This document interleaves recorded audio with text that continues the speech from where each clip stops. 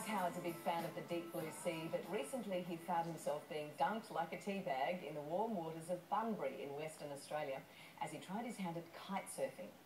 In the name of 9 AM, I've jumped off things, jumped out of things, ridden things and eaten things, but today I could potentially be dragged underwater, have my shoulders ripped out of my sockets and, depending on the wind, end up somewhere near South Africa, because today we're going kitesurfing.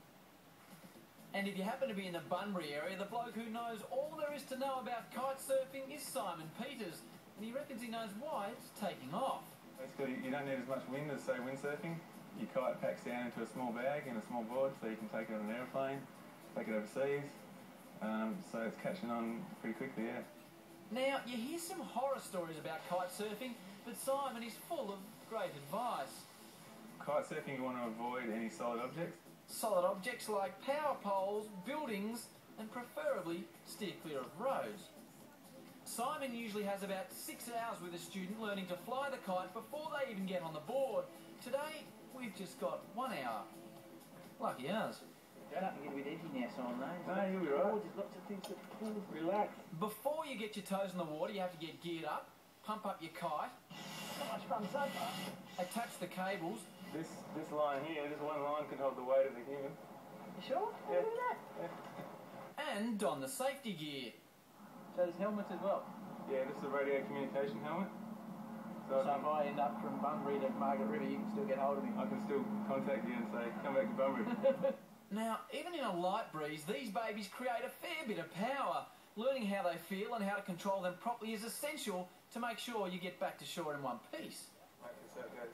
Yeah, there we go. Alright, now just pop your hands on the bar. Yeah. Yeah. Strong. Yeah. And you'll feel if you pull down, you get a bit more tension. Yep.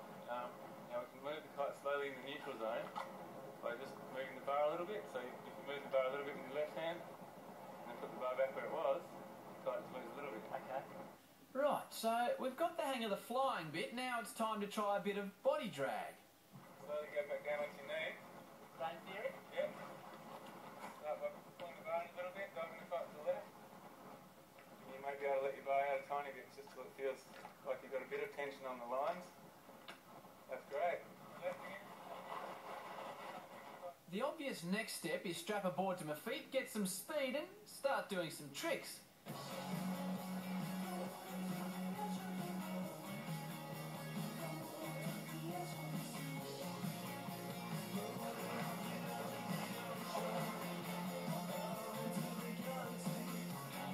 But as much as I hate to admit it, this isn't really kitesurfing. This is.